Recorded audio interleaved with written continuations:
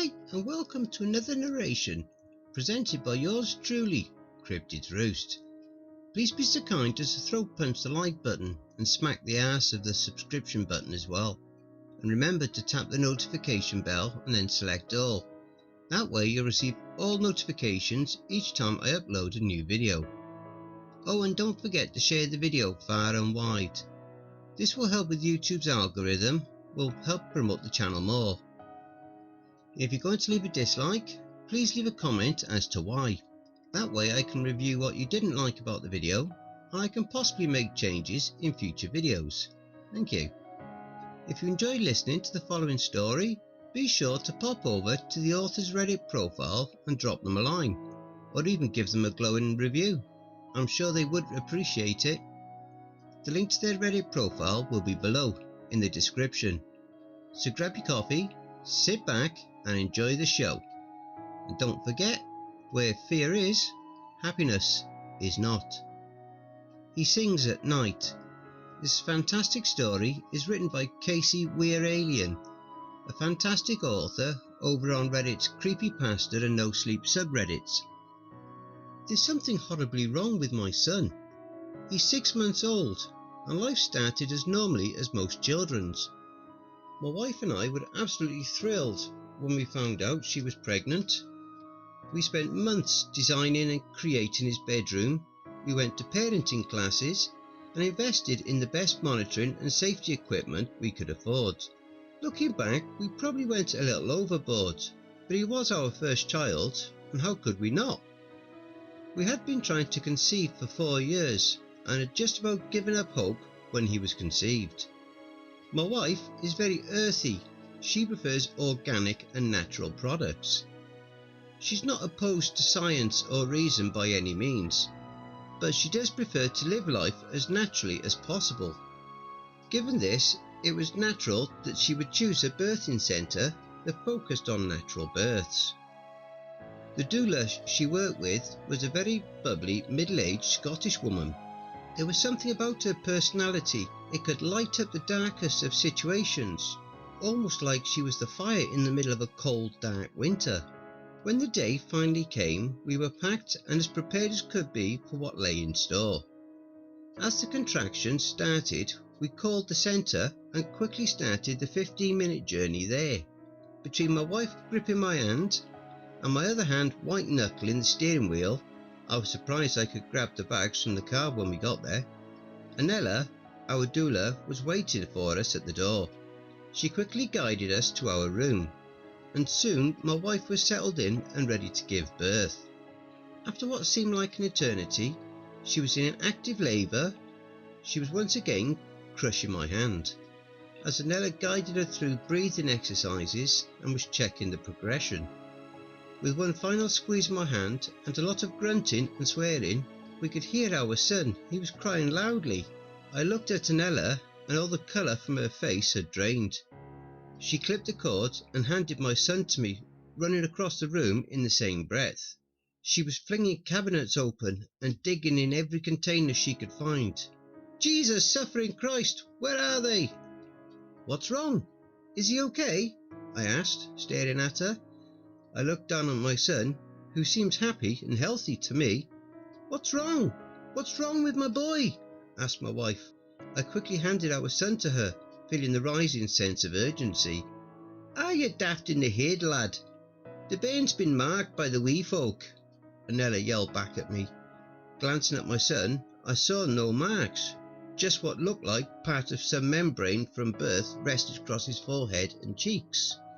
The call! The call! The bairn's been marked, she yelled, finally finding what she was looking for. She turned around, revealing an armful of herbs and an antique-looking pair of scissors. I rushed towards her. I didn't know what she was ranting about, but she wasn't to get anywhere near my son with anything. I started yelling, and quickly several other doulas came running into the room. They grabbed her and quickly pulled her out of the room as the woman who ran the centre stayed behind. I could hear Anella screaming from another room as the tall blonde woman spoke. I'm so sorry that happened.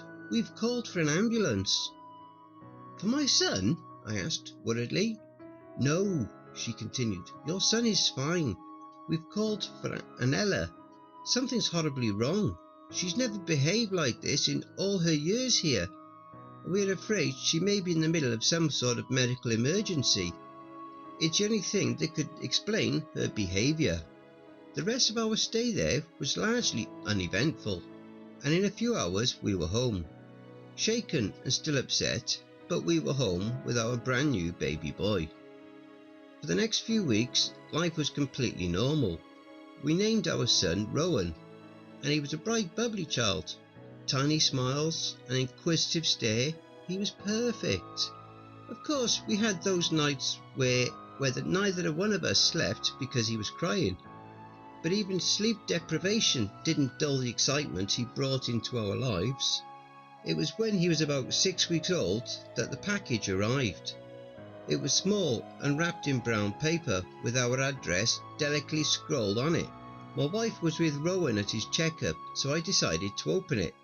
Hidden inside, I found a note that read, I'm terribly sorry for my outburst when your son was born, but you have to understand, he's been marked. He's in grave danger. You won't believe me now, but you will see soon enough. These scissors are for placing near his pillow. It will help ward off the wee folk away. If he starts acting strangely, boil these eggshells and play this music. The wee folk love bagpipes, and the evil after your son will reveal itself. Please, trust me. It was signed, Anella. I looked in the box, and it was filled to the brim with the items she described. I made a mental note to call the birthing centre later and let them know she'd absolutely lost her mind. I very carefully hid the box in the crawl space so my wife wouldn't find it and start to worry. I know I should have told her, but with our new baby and what had already happened, I didn't want to add any stress to our lives. The next few months were completely normal. Our baby boy was lively, expressive, and loved watching anything with bright colours and noises. Then one night, when we were sleeping, we heard shrieking through the baby monitor. Not just normal baby cries, but absolutely blood-curdling screams. I sat straight up and looked at the video monitor. There was this person holding my son. It wasn't just a person, it was this thin, dark figure holding my son. I ran from the room into his, and to my surprise, there was no one there. I started searching the room as my wife rushed in. There was absolutely no one in the room. The window was open and the curtains were lightly fluttering in the breeze. And in the crib laid our son. He was quiet, his eyes wide, and he just laid there, staring at us. My wife grabbed him and held him to her chest as I searched the rest of the house. What was so strange is both of our bedrooms were on the second story, with absolutely no access from the outside. All of the doors were locked. There was nowhere this figure could have come from, and nowhere they could have went without me noticing them. I called the police just to be safe, and showed them the recording from the monitor. They, like me, found nothing. We got a hotel room that night. We were shaken, and I was not going to risk that person, that thing, coming back into our home before I had a chance to change all the locks. It was over the next few days we noticed a change in Rowan. His brilliant red hair started falling out in clumps, and dark black fuzz was replacing it. His eyes, once an emerald green, started fading into a dull blue. I've heard that babies' appearances can change as they age, but I never expected something so quick, so dramatic. The oddest thing was his behaviour. He had gone from a bright and bubbly child to a solemn, quiet one. He was almost robotic. He no longer enjoyed watching things or interacting with us. In fact, he much preferred we leave him well alone. Any time we came near him, he would start screeching and clawing at us. If you've never been around a baby, their fingernails are basically like tiny razor blades. During one triad, when my wife went to change his diaper, he landed 3 vicious claw marks across her cheek. We called doctors, made appointments, even visited child psychologists. and every time we went, he acted like a normal child. Everything he used to be would come bubbling out of him at the sight of a stranger. But the moment we got him home, he was back to being cold and quiet. We didn't know what to do. After the latest appointment, my wife and I sat in the living room, watching TV in silence with Rowan in his pack and play. While flipping through the channels, we stopped on a documentary about Scottish culture.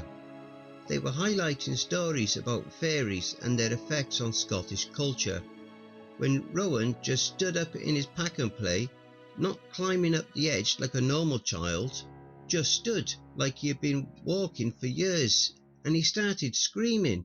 My wife and I were shocked, but she ran to him as this was his first display of emotion in weeks. She grabbed him and whisked him upstairs to his room, when the crying suddenly stopped.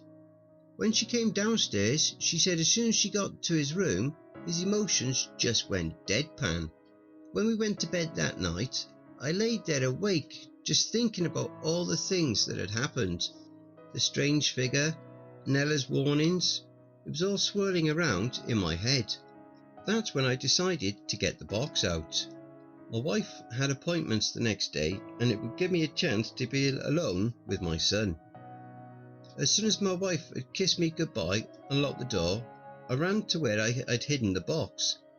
Pulling it out carefully, I examined its contents.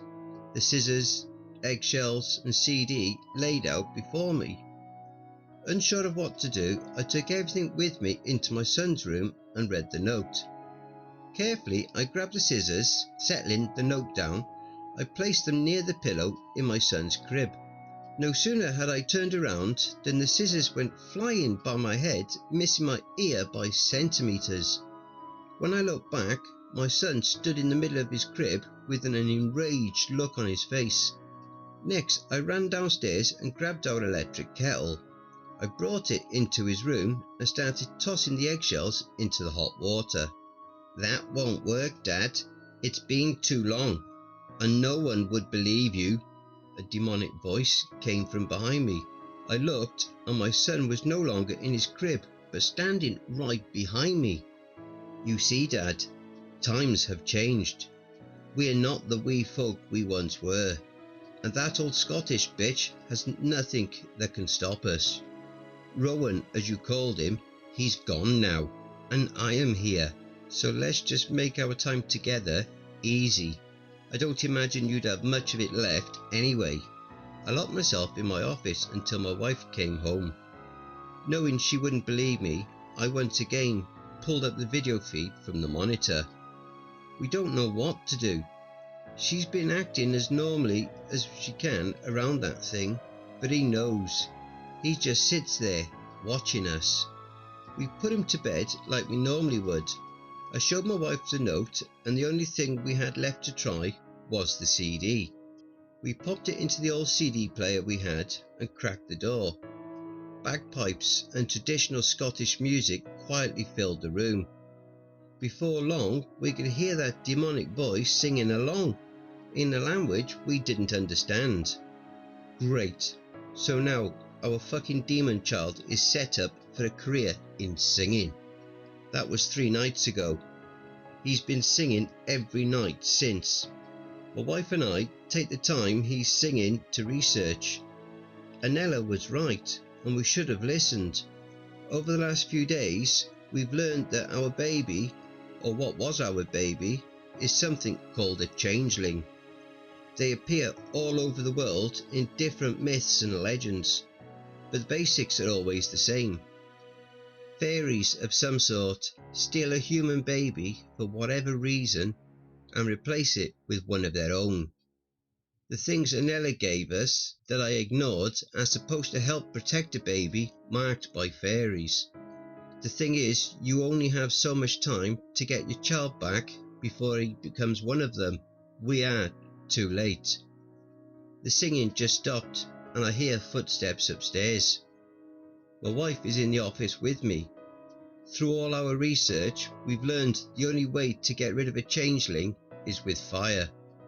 If you find this note, know that we love you. This thing is dangerous and we have to stop it. Anella, I'm sorry, we should have listened, but we are going to make it right. We are going to fix this. We can't get our child back, but we can stop whatever this thing is. This note was recovered at 1:34 a.m. at the residence of Tom and Kimberly Johnson. It was found amongst the rubble of their burned home. It has been entered into evidence as part of the official arson investigation. 2 bodies were recovered, but that of their young son, Rowan, remains missing. Don't forget, if you enjoyed that story, be sure to pop over to the author's Reddit profile and drop them a line or give them a glowing review. I'm pretty sure they would appreciate it. The link to their Reddit profile will be below in the description. Don't forget to check out the merch store. The link will be in the description and also in the video thumbnail. If you would like an honourable mention, send in a snapshot of yourself with your purchase and I'll feature it in one of the videos. Have you written a creepypasta story you would like me to narrate for you? Have you had any cryptid sightings, paranormal or supernatural encounters, or even had any creepy or terrifying situation you would like to share? You could submit your stories, encounters and any other mail to cryptidsroost@gmail.com. If you wish to remain anonymous, that's fine with me. I also have a Facebook group, Twitter, Reddit and Discord. If you'd like to support the channel and help make it grow, my PayPal is paypal.me/cryptidsroost. Again, that will also be below. And don't forget, where fear is, happiness is not.